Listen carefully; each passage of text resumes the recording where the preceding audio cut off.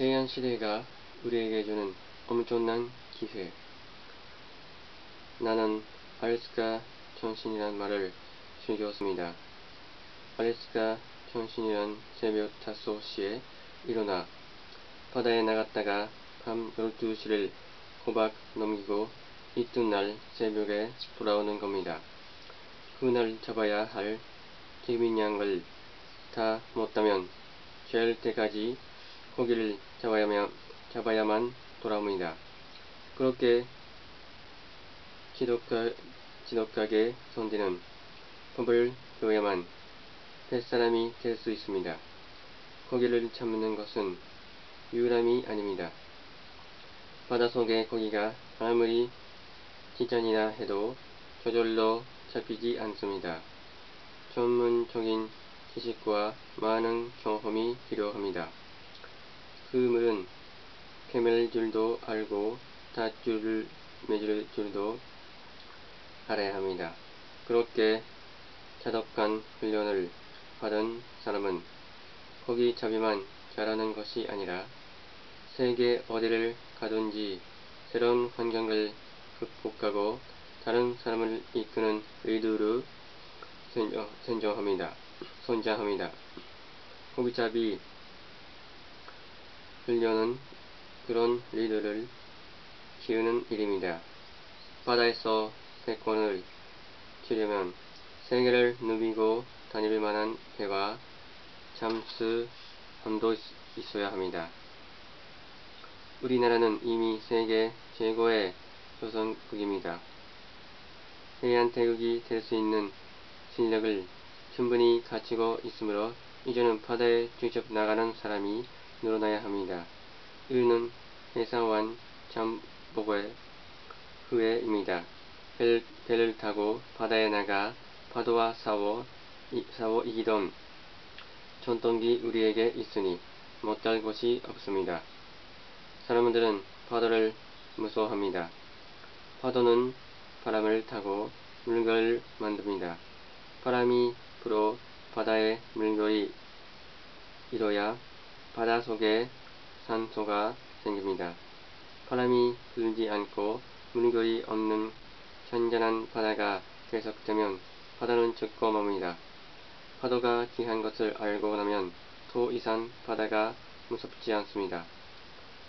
거센 바람이 불고 파도가 사나워도 그것이 바닷속의 고기들을 살리는 길인 것을 알면 오히려 그것을 바다의 매력으로 받아들이게 됩니다.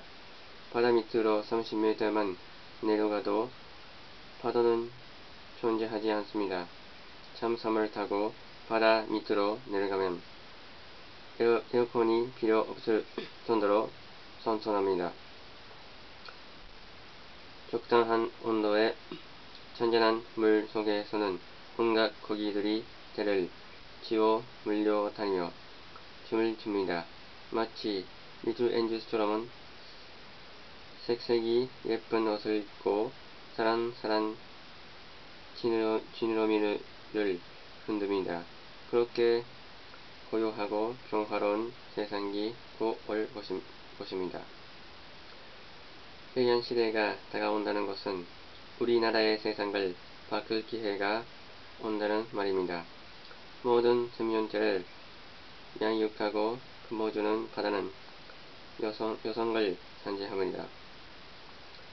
반대로 육지는 남성을 상징하죠.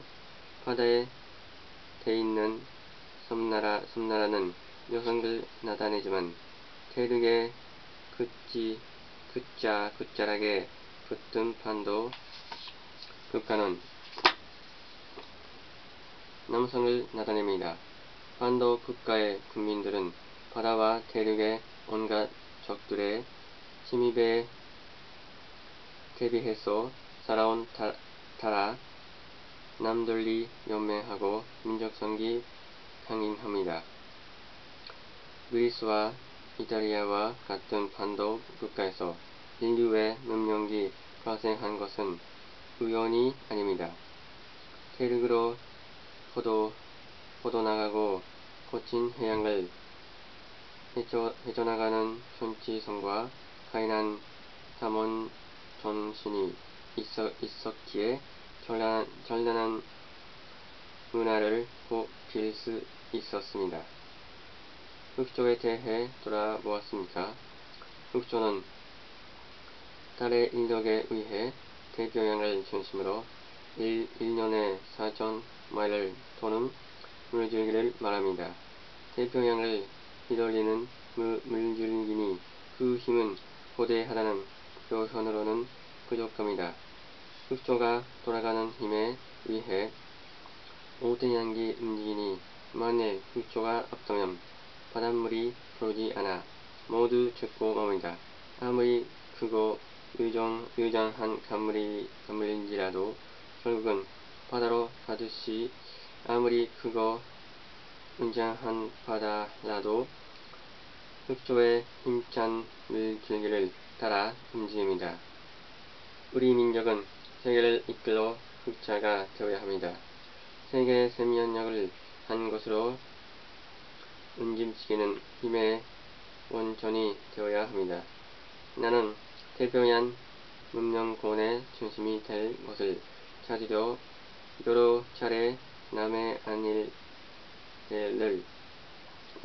일대를 돌아본 후에 마침내 여수와 순천을 선택했습니다. 거울처럼 잔잔하고 맑은 여수 앞바다에서 이순신 장군이 일본을 크게 멀리쳤고 또 돌아가셨습니다. 그런 역사적인 바다를 키고 있는 여수는 영호남이 만나는 곳이며 지리산의 끝자락과 맞닿아 6.25 세변 후에는 좌익과 유익이 맞서 싸웠던 민족의 아픔이 서린 땅이기도 합니다. 갈대밭으로 유명한 순천만은 세계적으로 이름난 옛식 해안을 가진 아름다운 바닷가입니다. 맑은 물이 줄넘기는 바다에 나가면 온갖 물고기가 잡히고 잔잔한 만에서는 전복과 미역이 자랍니다. 또 드넓은 갯바엔 호막을 비롯한 각종 조개와 새벌 낙지가 지지는 곳입니다. 배를 타고 바다에 나가보고 산에 올라가 살펴보아도 다가올 대한 시대를 준비하기 위한 거점으로 어디 하나 모자란 구석이 없는 아름다운 땅입니다. 나는 지금 여수를 중심으로 남해안을 개발 중입니다. 그 준비를 위해 검은도를 비롯해서 여러 섬들을 돌며 여러 달을 그곳에서 살았습니다. 그 마을에서 수십 년 동안 농사를 짓고 고기를 잡으며 살아온 사람들을 스승으로 삼고 허름한 여인 속에서 먹고 자면서 세밀하게 조사했습니다.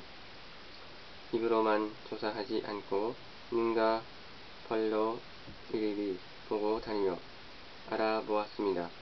그래서 어느 바다에 어떤 물고기가 살고 있는지, 어떤 바다에 무슨 그물을 던져야 하는지, 어디에 무슨 나무가 자라며 어느 집에 중풍 걸린 노인이 혼자 사는지를 모두 알게 되었습니다. 남해안에 대한 조사가 모두 끝나던 날, 그때까지 나를 도와주었던 마을 이장을 비행기에 태우고 알래스카로 갔습니다. 자신이 알고 있는 모든 것을 내게 가르쳐 주었으니 나도 내가 아는 것을 그에게 가르쳐주고 싶었습니다. 나는 그와 함께 낚시를 하며 알래스카에 무슨 물고기가 살고 어떻게 잡아야 한다는 것을 알려주었습니다. 아무리 작은 자식이라도 그렇게 서로 나누어야 내 마음이 편합니다.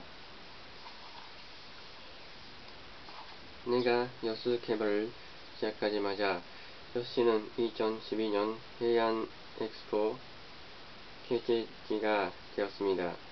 세계 박람회 엑스포는 올림픽, 월드컵과 함께 세계 3대 축제입니다. 엑스포가 열리는 6개월 동안 전 세계 154개 회원국들이 각종 전시회를 벌입니다.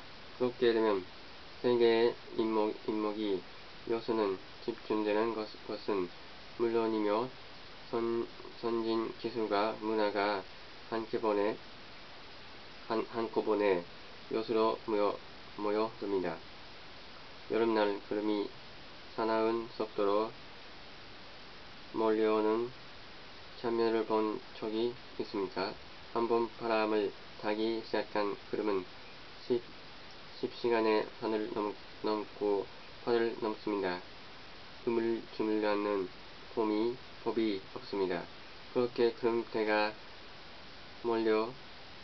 몰려오듯 세계가 여수를 향해 우리 한반도를 향해 모여들게 됩니다. 나는 남해안에 있는 섬과 선을 모두 연육교로